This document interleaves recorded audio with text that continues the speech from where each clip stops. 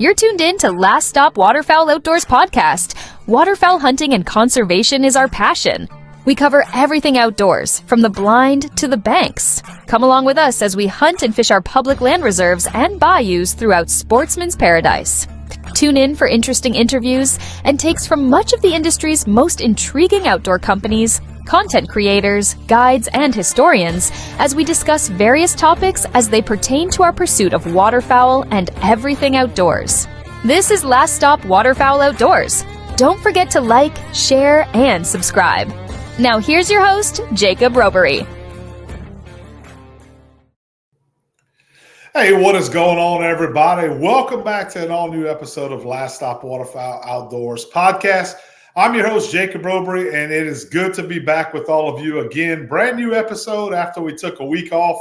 Hopefully you guys are getting a little bit closer to being ready for duck season. You probably may be doing a little bit of small game hunting right now, and we are also ready to get the ball rolling here in Louisiana. Some of my friends, they already telling me they out of state or making some trips out of state to do a little bit of hunting. But nonetheless, guys, we are getting close, and it is great to have you all with us on this episode. Whether you're streaming us on your audio platform that you listen to all your podcasts or through our YouTube and Facebook page. So tonight, I'm excited, guys, because I'm bringing on a friend of mine, Mr. Eric Punch from right here in Louisiana. He is a friend of mine in the duck hunting community. We've known each other for a while now, got to know each other. I really got to follow Eric, his story through social media and word of mouth, to be honest with y'all. I had a lot of friends of mine that were pretty, I would consider hardcore waterfowl hunters that kept mentioning Eric's name. And they said, hey, man, this young man here, you need to kind of start following him on social media and seeing what he's doing. He's here in Louisiana. And this dude is a hell of a hunter, hell of a duck hunter and an outdoorsman.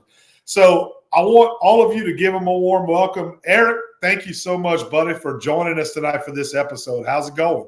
It's good, man. How are you doing today? Dude, we can't be any better. We're getting a little closer to duck season right now. Cooler temperatures right now in Louisiana. So we got our first little, I would say, cold front of the season, really. We kind of dipped down into the, 50s this morning. So that was nice. So it was good to see that. Yeah, I'm hoping it gets cold and stays cold. That's what we really need.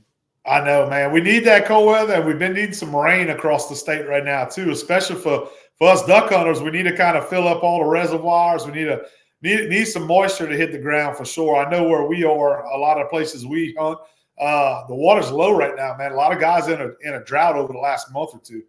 Yeah, it's crazy, man. Like, the water's really low. There's some places that I hunt that I don't even think you can get to them right now. We the same right now. We've been checking water levels the last couple of weeks, and they got places we can't even launch a boat right now. So, we need Mother Nature to kind of help us out a little bit. And, that's a good question to kind of kick off with before we get into your story, kind of, Eric. I always like to start off the show. But let me ask you that. We're talking about low water conditions. In your experience, what's it like on a low water year in Louisiana from what you've seen over the years? It's pretty rough. I know that. There's a lot of places that I used to go that I really depended on that high water to, navigate the trenches and stuff. And I mean, it looks like it's going to be a lot of walking this year. Dragging pirogues. Dragging pirogues, which might not be a bad thing, man. Everybody talks about the pressure, especially on public land. We'll talk about that in this episode a little bit. I know you've been, and I have kind of talked over numerous times by text and by, social media, and you got a lot on your mind, voice of the younger generation here in Louisiana. And I love to get different people's opinions, but what I always like to kick the show off with, Eric, is kind of, man, what's your story? Kind of how did you get into the outdoors? I always like to know where you kind of gained your love for waterfowl hunting and just hunting in general, and then kind of where that took you. So I'd like to start there, if you don't mind. If you could kind of fill us in, first of all, for people who may not know you, could you tell us where you're from, where you reside at, and kind of how you got into waterfowl hunting, bringing it outdoors? Yeah, for sure. So I'm from Wagaman, Louisiana. You could say West Wego. kind of right here by the water. But my roots are from St. Charles Parish. That's where it all started with the duck hunting for me. My family was actually big time waterfowl hunters. Like my grandpa and my great grandpa and my dad and uncle, they were big time waterfowl hunters. But whenever I was 5, we had a deer camp. So I came up deer hunting, and I've been in the stand since I was 5, and shot my first deer when I was 6. But I deer hunted all the way up until high school, and one day I got placed in a class with a goober everybody knows as Nathan Verdon, Mister. Um, Oh God, I can't think of the show's name. No, Fallen Tide TV, our buddy Fallen Nate. Mr. Fallen Tide TV. So I was a big bow hunter at the time, and I was filming my bow hunts. And Nathan was like, "Man, I duck hunt and this and that. You need to come film a duck hunt." So he tried, and I didn't really have nothing to do with duck hunt. I didn't even have an interest in it. And he was like, "Come on a hunt, man, come film it." Well, they brought me on a teal hunt, man, and I filmed this teal hunt, and I had my license and stuff. And he was like, "You want to try to shoot?" And I'm like, "Yeah." First teal that flies over, I fold it, and he looks at me, and him and his brother was like, "Man, you kind of built for this." And I ended Yeah. up I shot my own limit that day. I never shot at ducks before. It was beginner's luck, but man, ever since then, it was like I was hooked, like, as I live and Well, breathe it. you know what's crazy is that more and more guests that I have on the show that are hardcore waterfowl guys and girls. I've had girls on, and what kind of surprises me because I was the total opposite is how many people actually were big deer hunters first before they Yeah. even got into waterfowl hunting. And it seems like a lot of people that I talk to, that I've got to know their stories on the show, they all eventually later in life got into waterfowl hunting, if that makes any kind of sense. And it seems that your story is very similar to that. See, I was expecting you to say, "Man, I've been waterfowl hunting since I'm a kid with my dad," and that's not the case. And I find that that's the case with a lot of people. So let me ask you this: what was it about that teal when you shot that first bird? You went on. First of all, I didn't know the story about Nate either. I didn't know you and Yeah. Nate. He kind of got you into it. It sounds like it. Nathan is who got me completely into duck hunting. And that was something I was very blessed and like I'm so thankful for is that Nathan had the friend group that, all the guys duck hunting and so I got introduced to all them and I mean they took me in right away and I mean I was a hardcore hunter so and I if it's gonna go the extra mile and it's gonna get that result, that's the kind of person I am. I like doing the work, and so they were taught the right way from my friend George's dad, Mr. George Robinson. He's like the celebrity of St. Charles Parish. Like he is the duck man of St. Charles Parish. And they took me under their wing. They taught me how to call. I got to learn the right way. Like we didn't just go post up in a blind and throw decoys. Like we were taught how to scout correctly. And then I had influences from my dad and my grandpa and the right way that they grew up doing it and all this stuff. What baby? Yeah. Yeah. No, that's okay. And tell her hello. Hey, baby, how you doing? Say that is on TV tonight. For those watching on video, you'll see Eric's little girl. Eric, how's your little girl? She's good, man. She's 5 and she's growing and she knows everything. Dude, I tell you, for y'all listening, if you don't know Eric, he is an awesome dad. What's her name, Eric? Willow. Willow. Well, that's a cool name. That's a duck hunting name, I think. It That's kind is. of a It's duck from hunting name. Willow Tree. That is where it came from. That sounds like a waterfowl hunting name. But man, you are with her all the time. She's with you all the time. Awesome dad. I mean, man, you everything that a child wants as a father. I can hand it to you on I that. You try. do an excellent job with that. But you were talking about some of those influences and how they taught you kind of right. But what was it when you shot that first teal or you went on that first hunt? What was it that said, "Okay, I'm no longer a deer hunter anymore. I'm a waterfowl guy"? What got you excited about Dude, it was just like coming up deer hunting. Like just this past weekend, I've been bow hunting and stuff, and I didn't see a deer till Sunday. I was like, man, I'm tired of watching squirrels, like it? duck hunting. Even on a bad day, man, you might shoot some, you might see the birds, but I don't know, man. I think for me, like, it's watching the birds work and respond to calls and commit to the decoys and like the questions, like, man, why are they doing this a certain way? Like, that stuff all intrigued me. Like, I'm so big into all that. Like, for me, I will work birds and put them on the water, and I can just personally just let them go. There's a lot of times, like, pass shots, I won't even shoot. I just like to see the birds work. And from that point, was my grandpa was a big time on like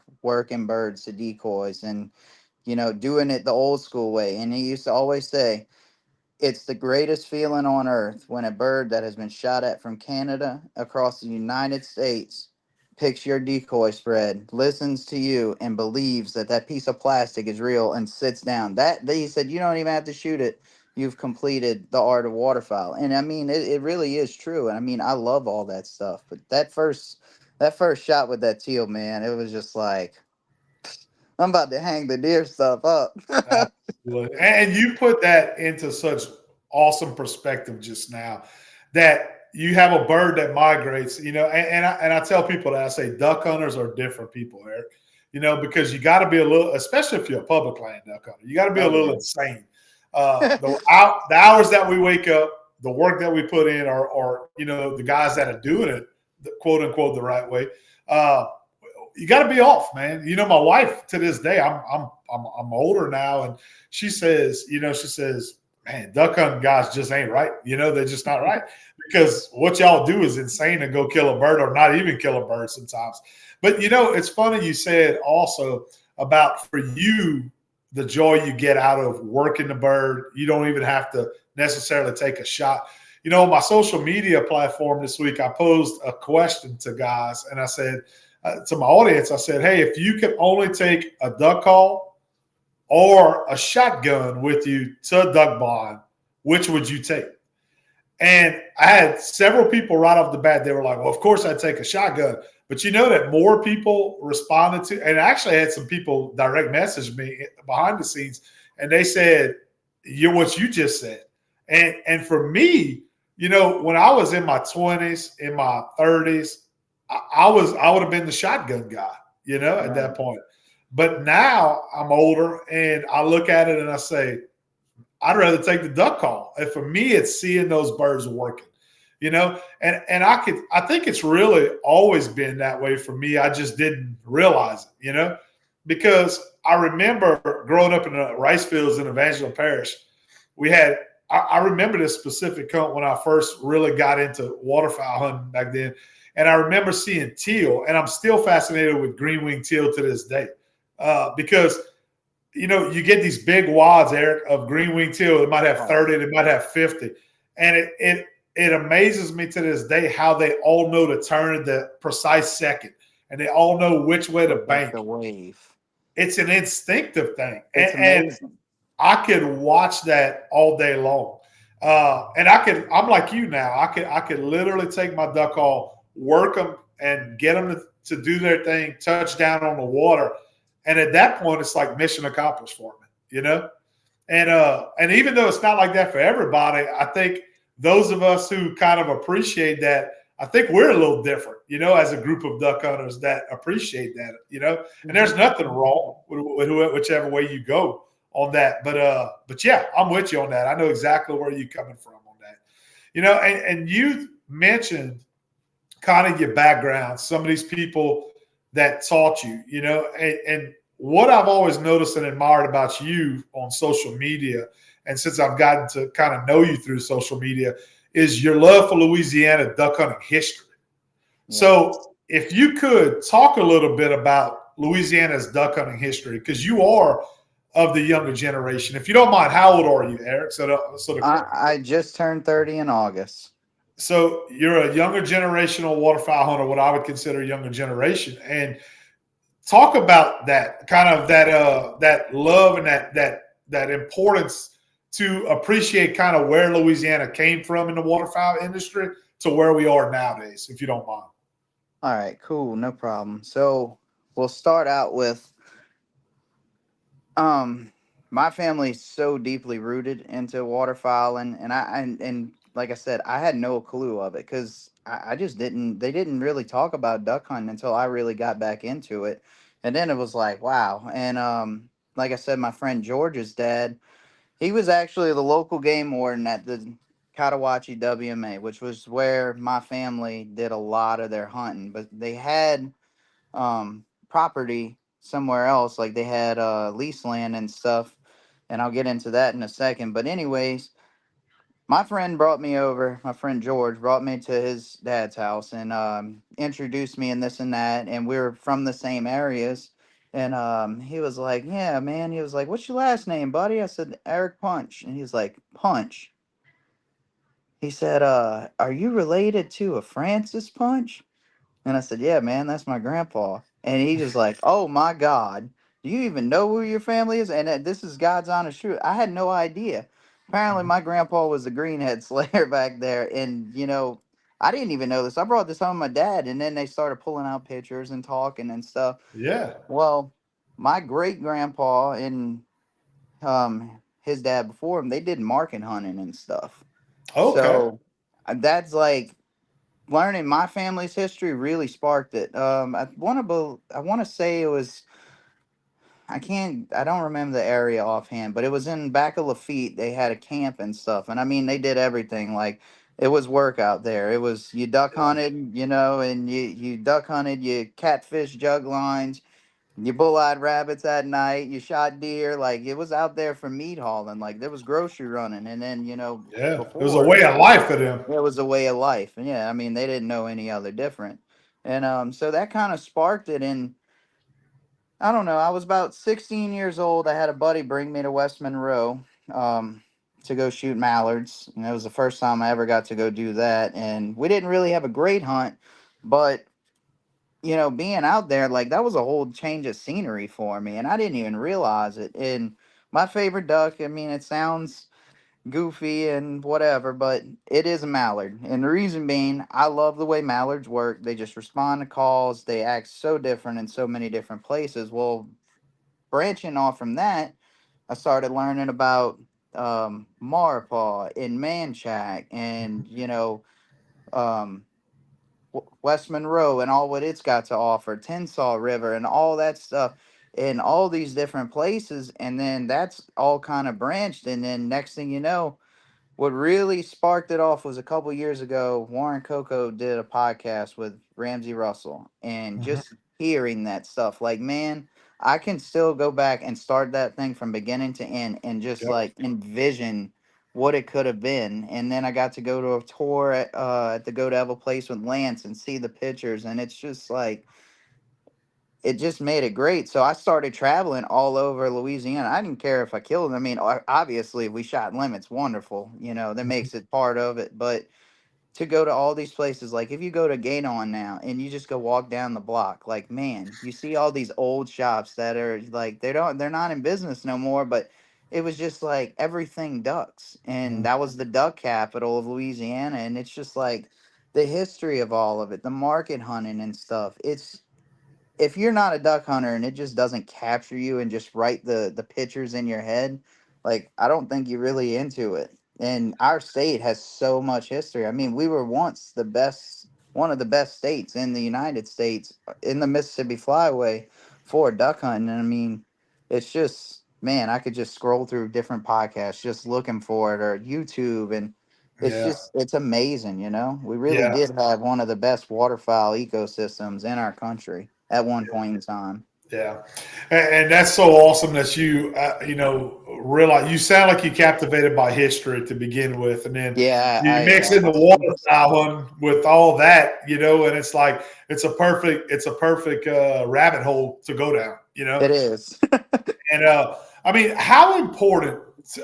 Which I know what your answer is going to be, but how important is it for guys like Mr. Warren Coco, Mr. Dale Bordelon, these icons in the state of Louisiana, and not only the state of Louisiana, Eric, but these guys are icons for all the flyways across the country. Yeah, And when it absolutely. comes to waterfowl hunting, and there's others that are out there in other portions of the flyways, but how important is it for the younger generation to stop for a second and do what you did from what it sounds like, and kind of take in some of that history, appreciate some of that history, and respect some of that history, and kind of start to look at waterfowl hunting maybe from a different perspective than, oh, it's just about the pile picks, it's just about social media.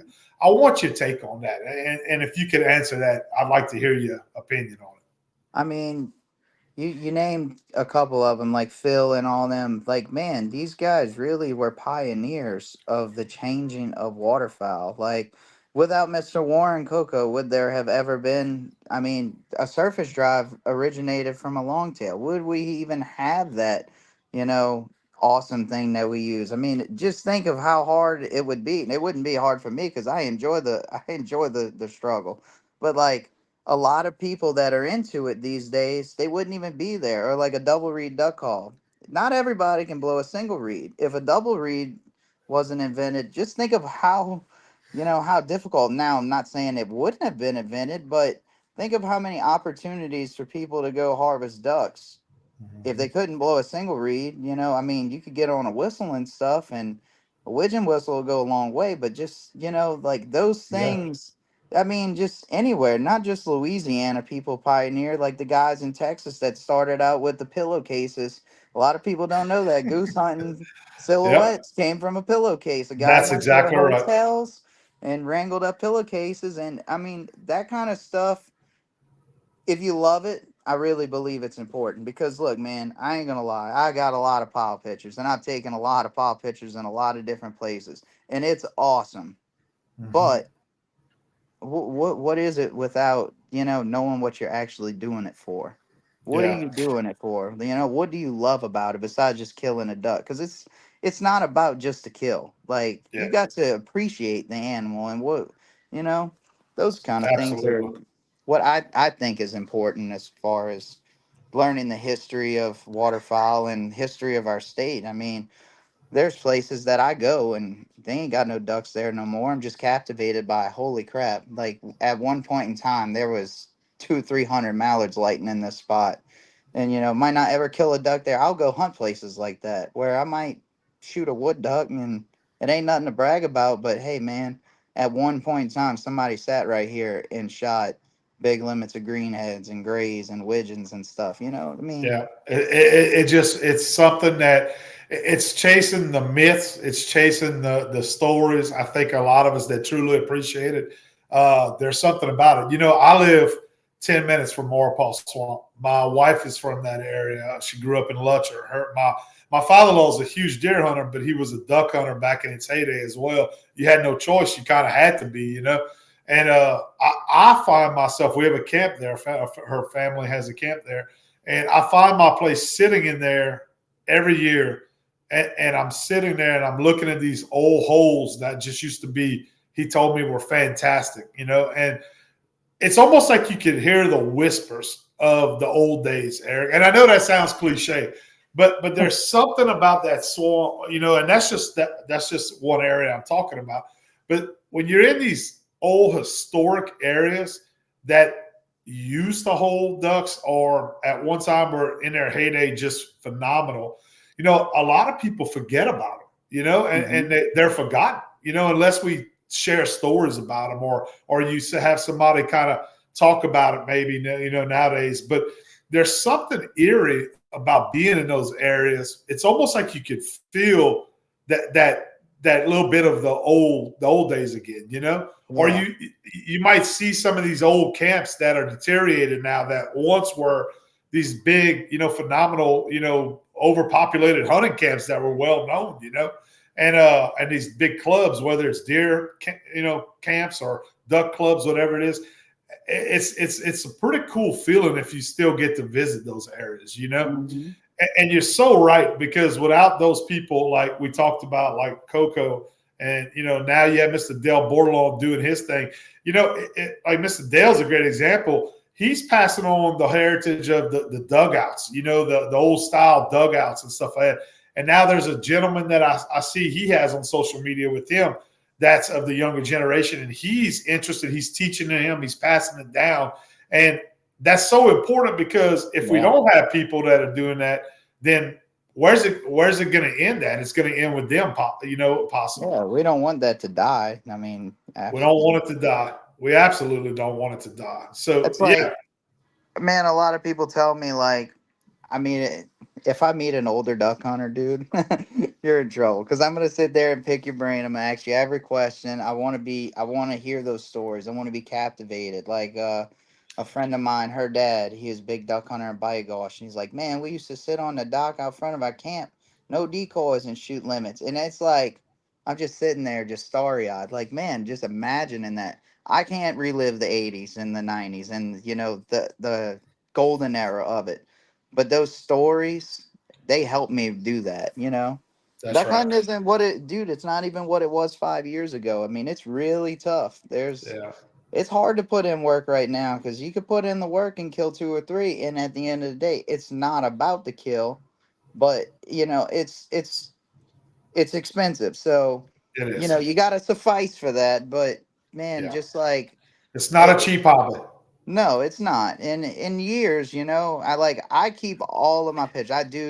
I take Me pictures of everything, and I'm gonna make a big album and stuff. And I show my little girl all this stuff. And I mean, just from a couple years ago when she was 2 or 3, I don't kill the amount of ducks I used to, but like, man, she sees it. I always had her with me in pictures, and I can go back and show my kids. Cause I remember as a little boy, my grandpa had a photo album, all his deer hunting, and man, I'd take that thing to school with me and show my friends, and I want that for my kids, cause if we don't have great duck hunting down the road, which I really hope there is a major change, but if not, it can do the same thing for those kids. And that's what a lot of like getting into this history and stuff and all that. That's what it does for me, It Yeah.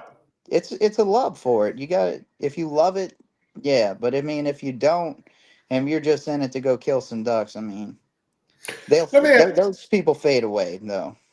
That's a great point. And let me ask you that. What with the state of waterfowl hunting across the country right now? Hmm.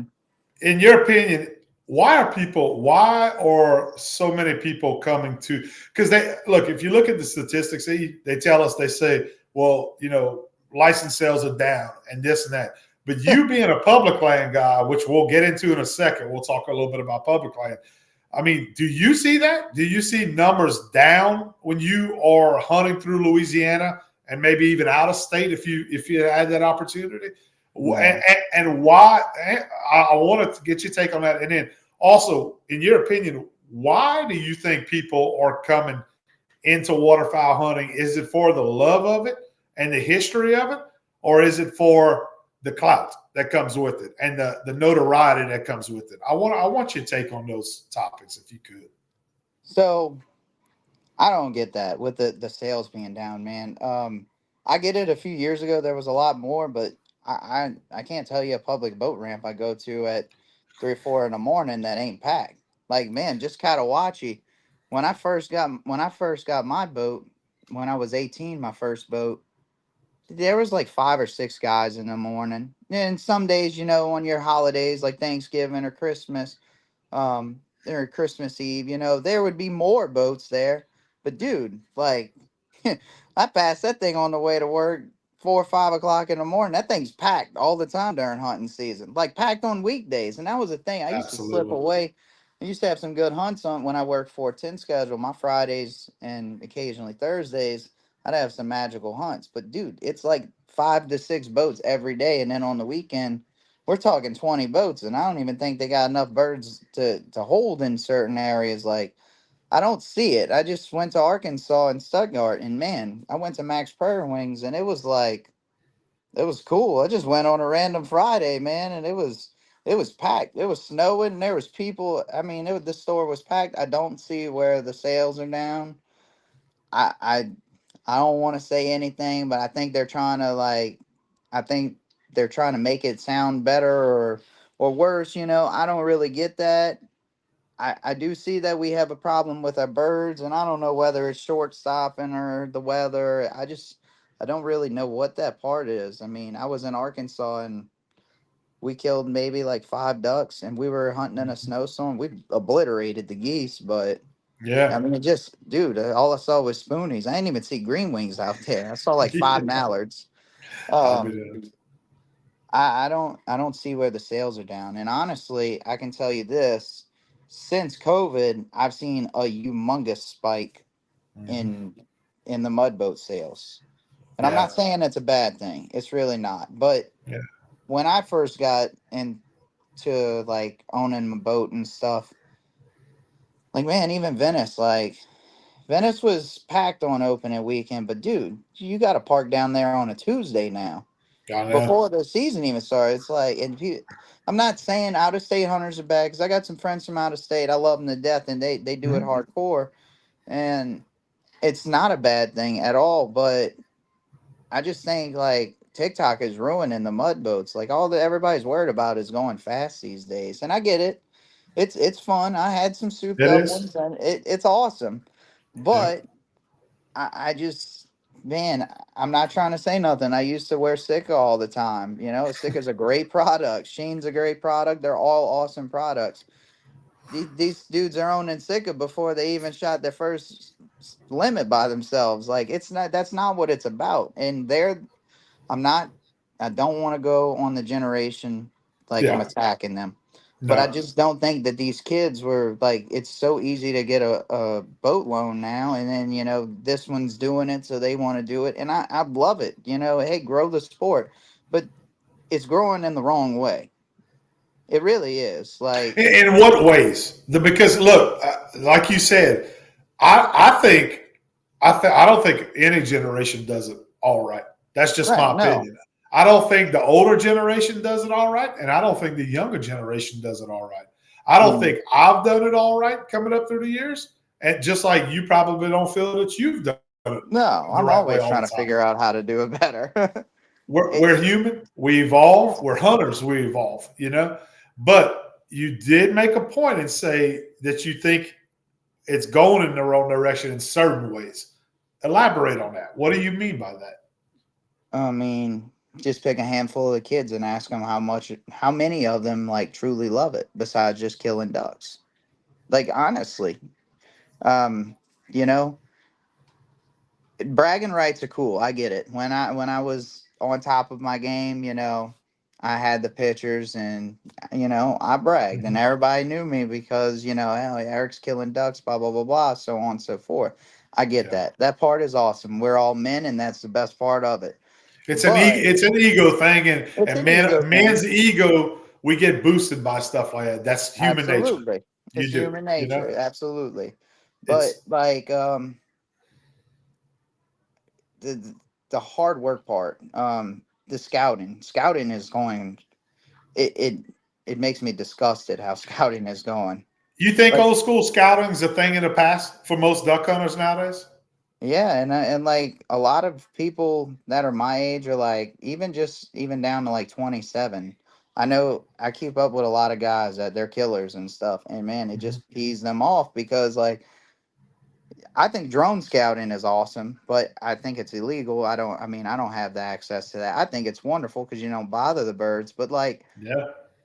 man, I used to go, like, for instance, I'd start scouting almost middle of the summer. I'd scout, vegetation stuff. One thing I really look for is mottle ducks.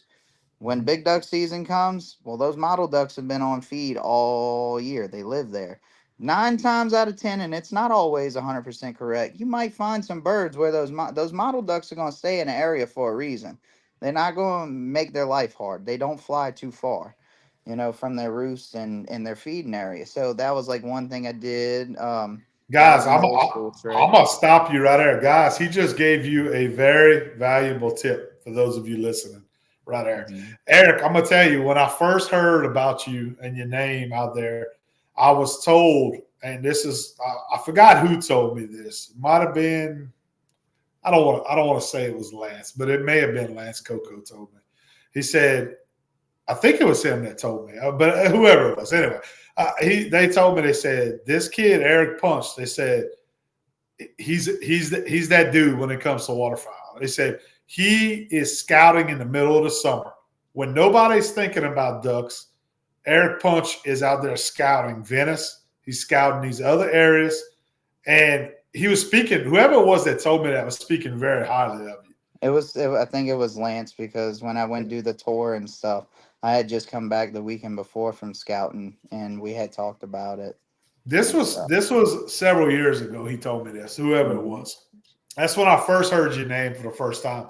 And so yeah, he just I didn't want to cut you off, but I want to stop you for a second. And guys, that's the type of tips that you're gonna get right here from the man himself that's had some success. And look, Aaron, I'm not gonna say, hey, you the Duck Commander Phil Robinson. That's not what I'm No, I'm saying. not. But you have had a lot of success. You're well respected by a lot of people.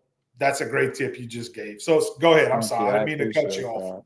No, I appreciate that. Yeah, like we had made a decision a couple years ago, me and some buddies of mine, that we were gonna go hunt downriver and stuff. And I had randomly just one day on a whim called the buddy, said, "Hey, look, we weren't shooting no teal around here." I was like, um, "I got a wild hair in my butt. Let's go downriver in Venice." And he was like, "All right, let's go." So we packed everything and hauled butt down there. We ended up killing a 4-man limit before 7 o'clock 2 days in a row, and had no idea. And I was kind of like, "All right, we're the only ones down here. This is some prime stuff." So we didn't even hunt it that season for big duck. Didn't hunt it at all. I think I was in Elise and Lafitte, and I was bouncing my local spots and whatever. And we got together and like, hey, let's go. That's what I do. Like when I pick an area, I'm studying Onyx. I'm riding it. All these things. I'm trying to figure out every landmark. That way, when season comes, I'm not behind the ball. Like if I see a bird flying this certain way, if I know that there's this pond in this direction, 9 times out of 10 he's gonna be in that. Those are the things. That's why I do that kind of stuff. And like, man, a lot of people don't get it. Like if you just pay attention to the things in your surroundings, um I've had real good success during teal season. I don't even need to see teal. Look for Baycross. The crooked beak birds, Yeah, they're on yeah, feed, dude. They are your coot of teal season.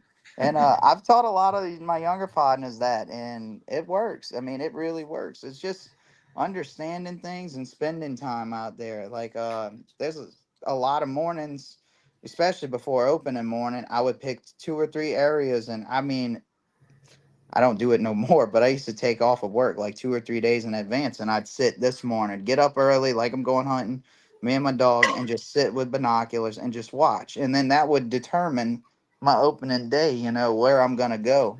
That's how. I'm not saying that's the best way, but that's really how it should have been done. That's what they used to do in the olden days. They used to go yeah, park out in the boats or sit at the camp, watch the birds. yep, Nobody went fool with them. You didn't want to fool with them. You wanted to fool with them on opening day. That's when you yeah, fool with them. yeah. Where do you think most guys nowadays are going wrong with the whole scouting thing? Now that we're talking about scouting a little bit, because that's an interesting topic that a lot of guys don't really delve into explaining scouting. That's not something you could just pull up on YouTube and you're going to find a video about a guy talking about, hey, this is what I do to scout, and you've already given some pretty damn good tips here. But where do you think most guys go wrong, Eric, nowadays when they say we're going scouting? All right, so this is how I look at it. To understand scouting, to make it make sense for you, when these birds use these WMAs, or when they're using the areas in Venice and stuff, these birds are coming in to feed. There's reasons they're coming in to feed, like certain tides in Venice. There's a lot of guys that Venice, they used to get up early in the morning. I had a blind that was on a sandbar and it didn't get water on it until 9:30, 10 o'clock. That's when I would go hunt, and I'd hunt till 12. Finding the rising tides, like the where the grasses are untouched and stuff. And these birds roost in lakes, like first say Cotahuachi. They're roosting in Lake Salvador. They're coming into Cotahuachi WMA to do they do their morning feed, and then you'll see a slack off of birds, and then people will ride around, and then they'll get stirred up, and then they'll come back in and they'll feed until middle of the day, then they go back and roost. So if you're Mhm. riding around, you're essentially doing is you're ruining their resting and feeding. You're just pushing them out. Well, if they can't get no rest, they're not going to stay there. And a lot of people don't understand, man. Like ducks, they don't have to just go back to where they were. Like Mm-hmm. I used to hunt Tensaw, man, and I would go up there specifically on when I knew the front was coming. I wanted to be there Mm-hmm. because I could go up on a Friday and there'd be no birds there, and I can go in my hole and it'll be all new birds. Those birds can fly from Arkansas to Louisiana really quick. They cover Absolutely. a lot of ground, and it's I guess there's just a disconnect or just it's research, man. I mean, I figured a lot of the stuff out. Granted, I had some wonderful people, my family. I had a lot of good tips. I'm always into my peers. Like, I'll ask you questions. I mean, that's just if I You do. it's a respect thing, and you get a lot more out of showing that respect. And I feel as you're putting yourself in this position to take these animals. These animals have no clue what's going on. You should be responsible enough to educate yourself in the most best way that you can so that you're ethically killing these animals. One, you're doing a good job on your part, but you're also doing it in a good ethical way on their part. I mean, and I just get so annoyed with, man, I don't understand. There was this pond, for instance, example Mm-hmm. couple years ago, I busted a Trinache in it. I had a phenomenal first 2 weekends. Somebody figured it out. There's 6 blinds in it. Dude, you can't even fit 6 blinds in it. It's Yeah. why hunt on top of each other, Like that's It's another thing. It bothers me with that. mhm. Yeah, yeah. It's a lack of respect for the people around them, and yeah, I totally get what you're saying. That's a big controversy, big topic that people talk about now. I was old. I'm old school. I was brought up old school, and my dad, my grandfather, my great uncles, they taught me how to waterfowl hunt at a young age, and I was always told whether it was waterfowl, whether it was we were big squirrel hunters, rabbit hunters, whether it was any of that. Whenever you get there early, you get into your spot, you quiet down, you let nature kind of settle, and you let nature wake up, naturally. And Yeah. that's what I was taught in order to have better success. You wasn't going to kill them all the time. You wasn't going to Mhm. always be successful. But if you did that and you repeated that process, made it part of your routine, you had a lot more better days than you really did bad days by you just blowing birds out of an area. And a few weeks ago, I did a post. I put a post just like with tips because our pages, we try to keep a lot of educational stuff on it for Mhm. people that are coming to try to pass on some information to where people can have a place to come and learn. And I made a post, just a simple text post with a picture saying exactly what I just told all of you. And I can't tell you how many guys told me I was full of shit. I didn't know what the fuck I was talking about. Oh, I'm not lying to you. I'm talking just dead out. Like these guys are wet behind the ears, judging them off of their age alone, much less the experience that they've had. You must not know. Oh, if you can't kill ducks, just say you can't kill ducks. I kill ducks standing up in the decoys, putting out decoys. Dude, they just don't get it. It's like I'm like thinking to myself, okay, It's okay. it's respect. I feel like there's been a big lack of respect there. I mean, honestly. Not that I'm 100% right. I'm just trying to help guys with Yeah. giving them a little pointer that I was taught from generations of people that's done this longer than any of us and guys that were extremely successful. And then I had guys say, I answered a few people telling them that, and they're like, oh, yeah, but we don't have the ducks that we had. It was easy to kill ducks back then. They did it harder than anybody. We have all the technology nowadays. We have the boats. We have the mapping. We have the guns. The ammo's better. Everything is better. They Yeah. did it the old school way, the hardcore way. And yes, they may have had more birds, but it wasn't easy for them. Yeah.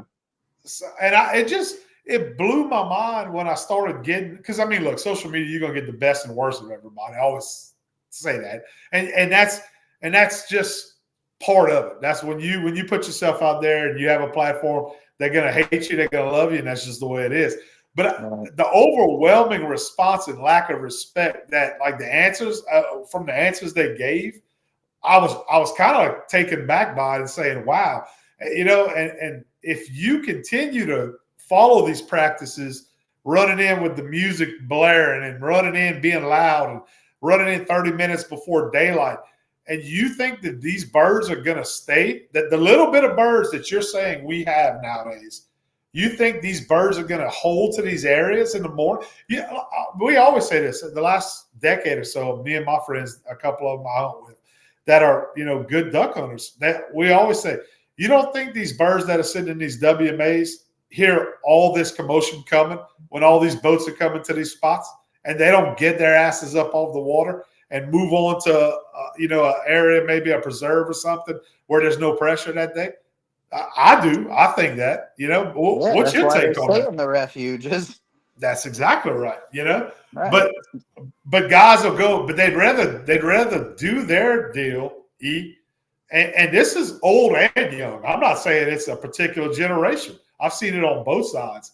They'd rather do it their way, but yet on the flip side of the coin, turn around and blame Ducks Unlimited, Delta Waterfowl, Wildlife and Fisheries, uh, corn short stopping, all this bullshit. Or well, I'm not going to say bullshit because it is a lot of this is a factor. There's no doubt, but they'd rather point the finger at everybody else but their practices, and that's what Yeah. kind of blows my mind. I don't Yeah. I know. mean, if me and Nathan have this conversation all the time, and I know this one right here is going to get flack. If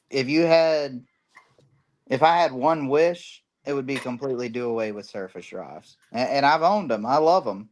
I Yeah, also see. I don't think it's the boat itself. It's how the boat's being used. yeah, I mean, just think of back then how many places that weren't accessible, easily access. That was birds' refuges. It's nothing's untouched anymore. It's really no, not. it's not. It makes it hard. I mean, there's a reason that birds are not using the Mississippi Flyway like they used to. I go to the Midwest a lot. I hunt a lot in Texas and stuff. And man, you can ride and ride and ride, and you'll see ducks. And I mean, did you can see ducks in somebody's small pond in their koi pond out front. It Yeah, is nobody's bothering them. So I mean, can you really blame ducks for not? Where do they have the place to rest in the Mississippi Flyway? They're yeah, shot all the way down here. They're tormented by boats, and I'm not gonna say it's a disconnect completely, like that kids these days are doing it wrong, because I don't believe that. There's kids that are still doing it right, and I absolutely. think I'm not saying nothing, and a lot of them, like they I joined in with a friend group. My dad and them, they had quit duck hunting. My dad didn't start duck hunting again until he was like 45. I think I was duck hunting like 6 years before he got back into it with me. But Mhm. they didn't have that back influence of how things are done. My story, I'll go back to there. My dad was like, I'll help you for your senior graduation present. I didn't want a junior ring and all this stuff. I wanted my own boat. And he was like, well, if you can kill ducks out of a pier, I'll help you get a boat. And I mean, I was working, I was saving money, and he was gonna match my money. But man, Mhm. I can't lie to you. I spent a lot of mornings. I'd have to launch at 1 o'clock in Point of Shan WMA, and I had an ex girlfriend with me all the time. And dude, we paddled like Mhm. everywhere, Yeah, and it was yeah, hard. I didn't start killing birds to the end of the season. I mean, it took a lot of extra work, but that's the stuff that I did. But I had that back influence, and it's just too easy. You see gator tails and all this other stuff on TikTok, and that's the cool wave. And hey, look, I'm jumping into duck hunting. I'm fully decking out in Sika or whatever it be. I'm not gonna attack Sika because I wore it. yeah. No, Um, no, but that's just the big. you They're know, the big name in that's the that's industry. the That's who that's the people mention. trend, and it's like back in our day in high school, it was Drake. If you had Drake, you were cool. But Drake. Yeah, and even before that, when I was young, it was Avery, and then Avery. Avery, and then Drake, and then yeah, every generation It's has their brand. generational, man. But like, I don't know, man. It's just really going the wrong way. And look, I took pictures at gas stations. I did Mhm. all this stuff. I think it's awesome. Hey, it's Oh it's yeah, it's fun. It creates attention and stuff. But man, you see what these kids go through these days. God forbid, I had a little buddy, he shoots some mallards and posted that, dude, they were harassing him about the gas station and this and that. That's where I think that when I'm talking about there's a disconnect, that's where the disconnect is. Like, man, show love. Like, it's not Mhm. easy to go shoot no ducks like that. Whether Yeah, it be hard birds to kill or if it was easy birds to kill, it does not matter. Show love. Like, man, when I see people killing straps of birds, dude, I had a rough season last year. I didn't yeah, shoot. I might have had like 2 or 3 good strap pictures. I still showing likes. I'm still commenting and stuff. yeah. What does it really matter if, like, what, are you gonna be salty because you didn't kill no ducks? And then that's when that's if you watch the comments, that's where the big disconnect comes. Somebody will post something and they'll say something just completely ugly for no reason, and then you're gonna have the younger guys or whatever, which at the younger age, dude, I can't do what I used to do. I just Yeah. can't. It I'm gets worse, exhausted these trust me. days. It gets But worse. I and promise that's you. when they're like, well, you didn't put in the work and blah blah blah, and then that's the disconnect. That, I really think we need to eliminate that, man. I really wish we could, like, How, because how do we how do we get back to the camaraderie? Because and I have been guilty of it myself, and recently I was involved in a post that I made that I got a lot of hate on. I got a lot of love on. military. You know which one, and those of you who follow us, you know exactly who it is. I got it was both sides. I got people saying, "Hey, you said something that needed to be said that we can't say because we sell product and but we don't like the way it's going." And then I had people say, "Man, fuck you, leave them alone," this and that. Oh, it got pretty bad. I got threats from people, all kind of stuff. And Come on. hey, I wouldn't have put myself out there if I wasn't ready to take it from both ends. Let's just say that. And me being an old school guy, it wasn't even directed at any individual name or person. You know, it was more of, for me, this is what are we doing? Are we being respectful? Because we've all taken pictures. We've all wanted to show off our big buck, our deer, our ducks, our fish, whatever it is. But are we handling it in the best way to perceive or be perceived by from the outside? Let me say that, because we're in a world today where we're in a microscope as hunters, Oh yeah. and if they're doing everything they can to take rights from us as outdoorsmen, and that's a political side of it, which I don't want to get into that. But now I'm old enough and mature enough to kind of, I guess, realize that, and to where when I was younger, never crossed my mind. I didn't fucking care about that. I just didn't. I didn't care about stuff like that. I was going to fucking go for a limit. And if I didn't have a limit, I was pissed off. It wasn't a good day. And I was going to post pics and I was going to do this. Me and my friends, that's what we did, But we also, along with that, we kind of respected the wildlife. I should say we did it respectfully as far as the photos. We did that type of stuff. But we didn't nearly have the people watching like we do now, that's honest, So I got 2 sons that are coming up there. I got a 17-year-old. I got a 11-year-old coming up behind him. What am I teaching them? How am I teaching them? Is it to do it in a distasteful manner when they do go out there and hunt? Or what's the line of ethics there, I should say, just like, it's just like I'm a coach. I coach sports. I'm a baseball guy, and you wouldn't do certain things as a sports team to dishonor the game. Correct. We're no different as outdoorsmen. And that's kind of the way I looked at that. When I made the post I made, it angered me. And I said, I just didn't agree with it. And people disagree. People agree. We're both going to have 2 sides, but I just want people to understand that it's one of those things. Let's do it, and there's nothing wrong with that, but let's do it tastefully, Right. because there are a lot of eyes on us from the outside looking at us, and And there's a lot of eyes of young generations that are learning and saying, okay, well, this is what I see. This is the way it's supposed to be done, or this is right. what I should do. And then later on, as people mature and get a little bit older, then they're pointing the fingers at the next generation below them saying, well, you wasn't taught right, or you're not doing this right, and they're angry. I think that's where a lot of the disconnect comes from a lot of times, 100%, man. And you brought it up. We're under the microscope. Whether it don't matter what kind of hunting we're doing, we're under the microscope. We're constantly losing properties. We're constantly losing access and all this stuff. So, in a sense, you gotta kind of like you have to sit back and remember. I'm not saying that. Look, don't get me wrong. I go out in my boat. I got beers and stuff and all that.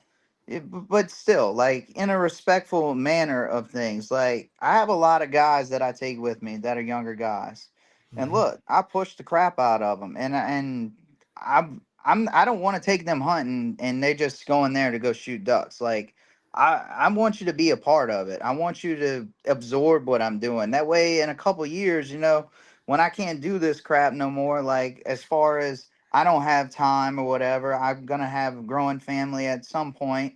All these things, like I can look back and you're doing these things. So that's where I really think, and the guys that are doing it, I'm not saying people are doing things wrong to a point that it's Yeah. like terrible, but we have to remember we're being watched 24/7. These people are waiting for our screw ups. They're waiting for us to get in fights over blinds so they can blast it all over social media and it'll be on the news. And then next thing too many of these things, we're losing WMA rights.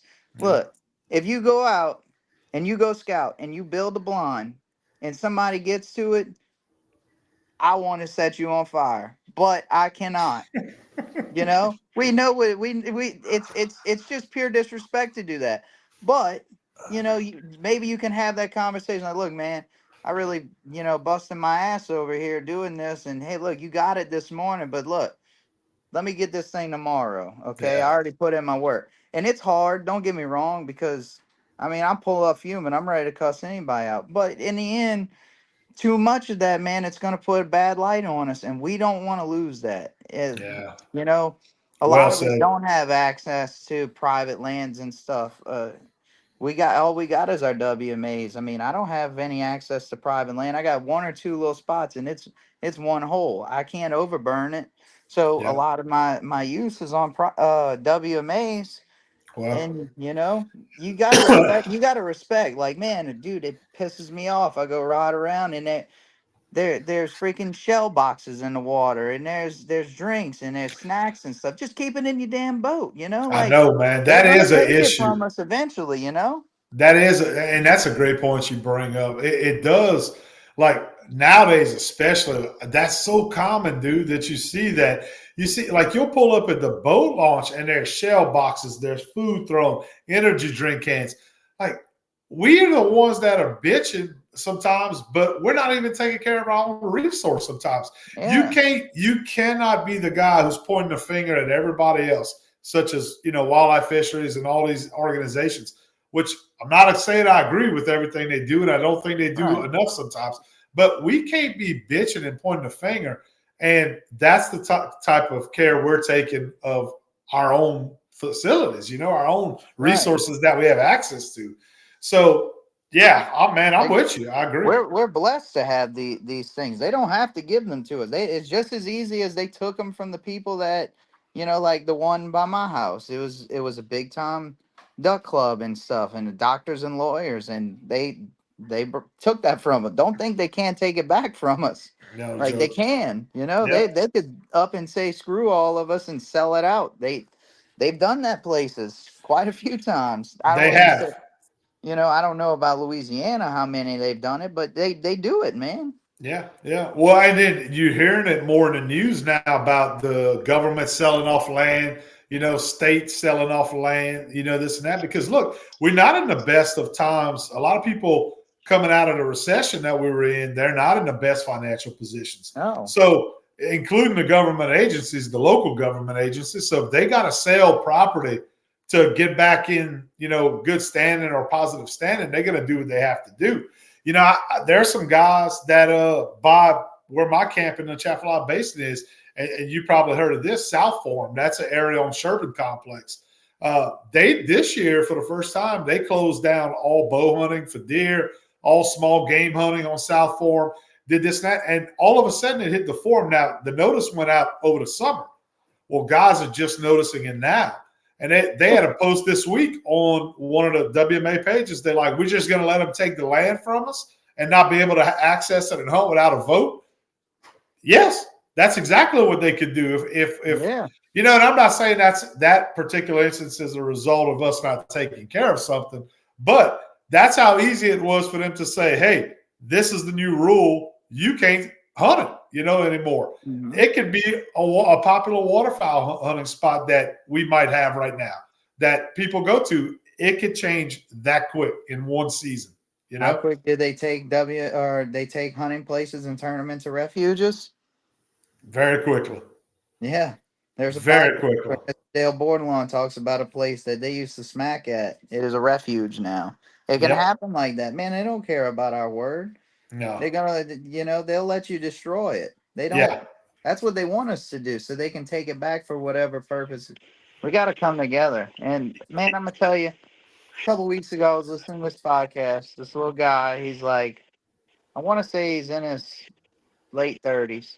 Mm-hmm. He just trying to figure out like what's the disconnect in Arkansas. It started out in Arkansas, and I think they're kind of moving all around. And I'm even interested. Like I'm going to reach out to the fella and see about what we can do down here.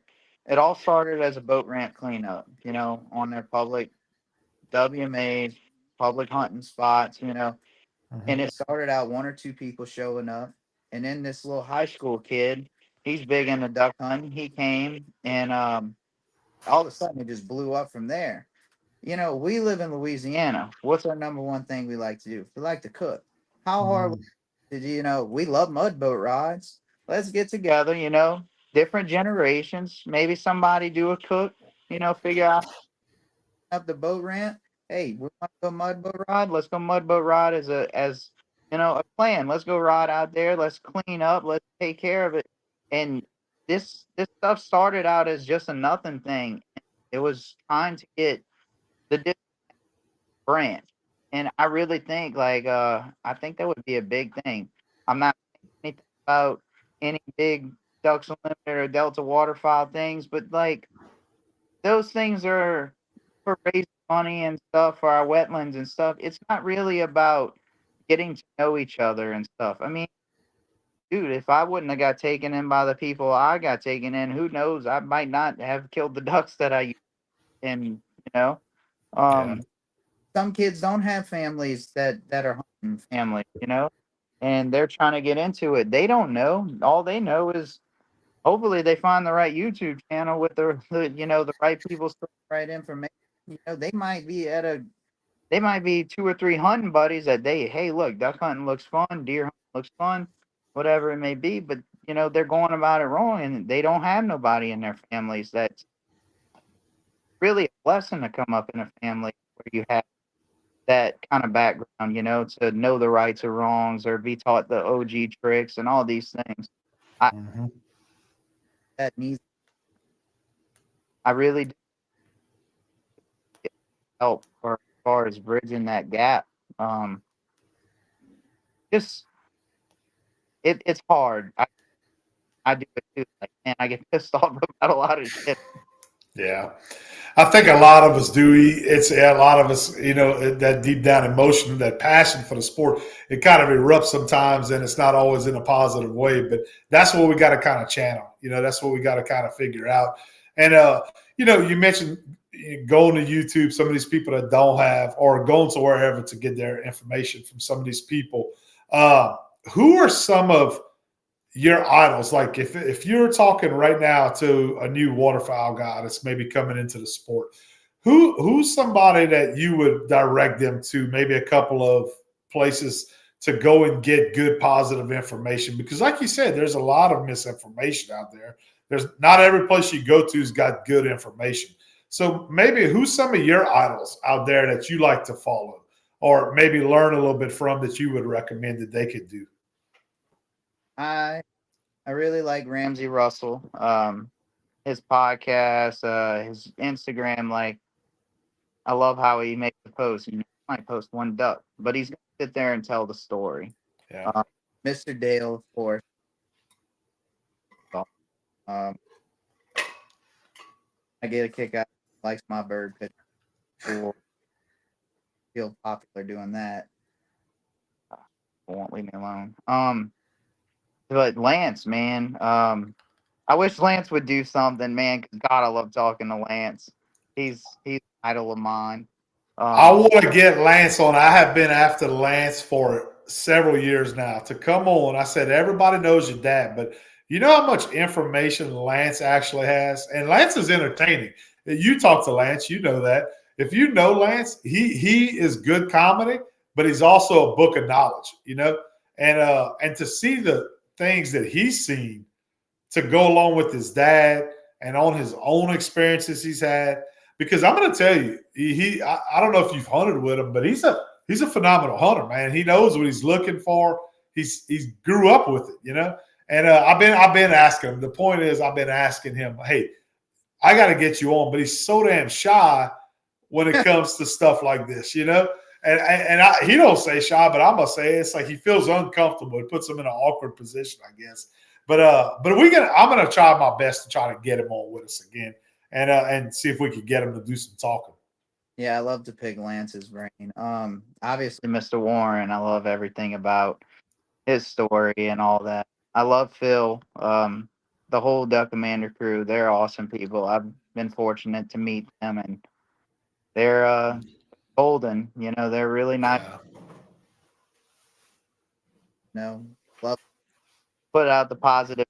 I really cool with that. I really look up to you too. I love how you you say what a lot of people are scared not to say. I respect that a lot. You know. Well, thank you. I appreciate that. Thank you so much. You know, with my situation, it was kind of a thing that I started. This whole thing wasn't. It turned into something way different than I envisioned it. It was more for me from year to year to see kind of, you know, scout, use it as a scouting tool. And I've told that story before. And then when my kids came along, it was more for me, like you said a while ago, you're taking a lot of pictures, you're doing videos, you know, just little things that you could see your daughter grow up with you in the outdoors. And for me, it's really started as that with my sons. And then it became, as I've gotten a little older, I started saying, okay, instead of just posting pictures, instead of just doing video, you know, having a podcast, let's use it as an educational tool because we're in a digital age now, you know, and so many people that are coming to the sport, like you said yourself, don't necessarily know where to go for information, you know, and they're either going to land on some bad influencers or they're going to land on people that they say, okay, I kind of see through the BS and this person's genuine. This person's, you know, somebody that I feel like I could kind of learn a little bit from. And I think there's several, not only here in Louisiana that are like that, but across the flyways, you know, and really I've really turned it more into like trying to be like an educational tool for us and for other hunters, you know. So I appreciate you saying that, E. I really do. I think it's great.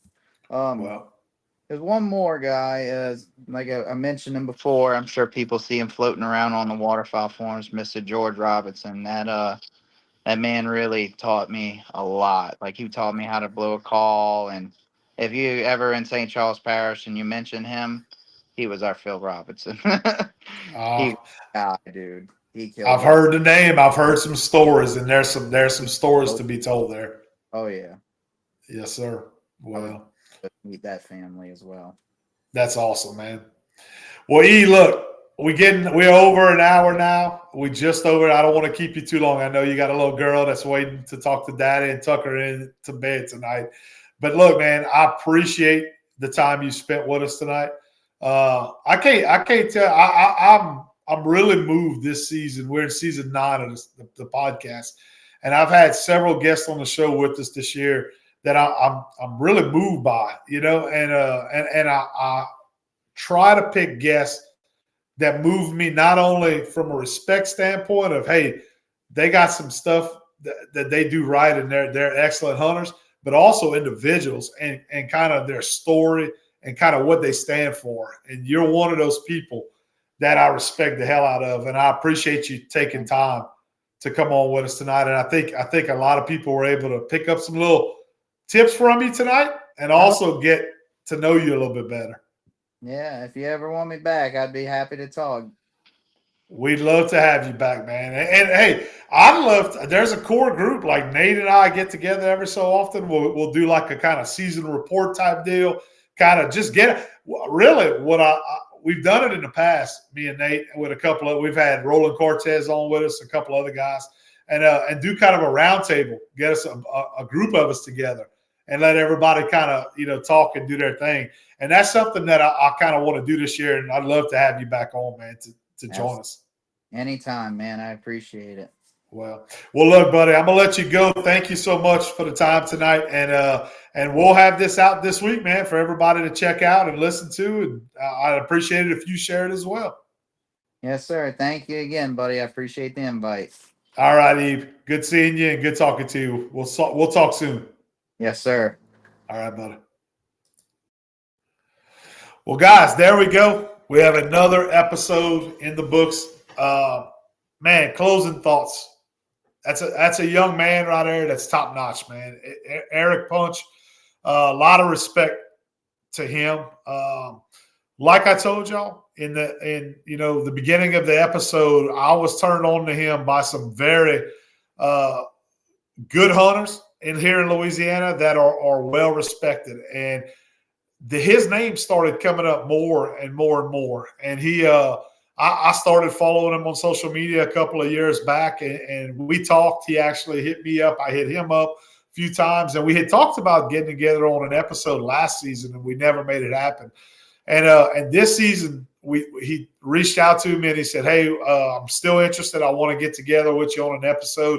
I got an opinion and I got a voice that I want to share with people about hunting here in Louisiana and just kind of getting the community back together on the same page." And I said, "We got to make it happen." Yes, so we're going to get together. And I'm glad that we were able to do it this season. I want to have him on again with us. I hope you guys enjoyed not only his story, kind of what his background was, but also some of the insight that he was able to share with us tonight and with all of you, especially new waterfowl hunters. Man, he dropped some tidbits tonight on public land hunting, how he's approached it, how his success that he's had, what's led to that. And that's some really, really valuable information he dropped right there that a lot of people would probably hold close to the vest, but he's that type of guy from what I understand. He's not a selfish person. He's willing to educate. He's turned on by being educated by other people, as you guys could tell from this episode. And when you got somebody who's willing to listen and willing to learn and absorb this type of information that he has gotten through the years, then there's no surprise to how much success he's had and he's going to continue to have, and now be able to pass it on to his kids. And if we could all take a little bit from that and continue to do that, man, we're going to go a lot further. We're going to be a lot further as a community of waterfowl hunters. We're going to be a lot further as a community of outdoorsmen in general. So, yeah, a lot of respect to E. Appreciate him coming on like I told him. And, guys, I appreciate all of you tuning in because this has been an awesome season so far. Every year I say, man, what can we do to top last season? And every year I just find myself more and more intrigued by some of the guests that we bring on. And I hope you guys truly enjoy it, that you're enjoying it as much as we are. And I can't thank you guys enough for the support that you give us as a platform here at Last Stop Waterfowl Outdoors. And thank you for taking time out of your schedules with your family, with your friends, and taking time to just listen to what a couple of guys from Louisiana have to talk about. Share our passion of waterfowl hunting, share our passion for the outdoors, and share our passion for culture, family, and God. Guys, thank y'all so much. If you've tuned in on the video format, thank you. We ask that if you enjoyed it, give us a thumbs up. Share it with your friends. We'd appreciate it. And if you're listening to us on audio format, man, let people know about it. If you enjoyed the episode or you enjoyed some of the episodes this season, share them with your friends. We would greatly appreciate it. We wish all of you the best. we thank you for tuning in with us tonight. May God bless y'all this hunting season, and may God bless your families as well. Until next time, my name's Jacob, and this is Last Stop Waterfowl Outdoors Podcast. We'll see y'all again soon.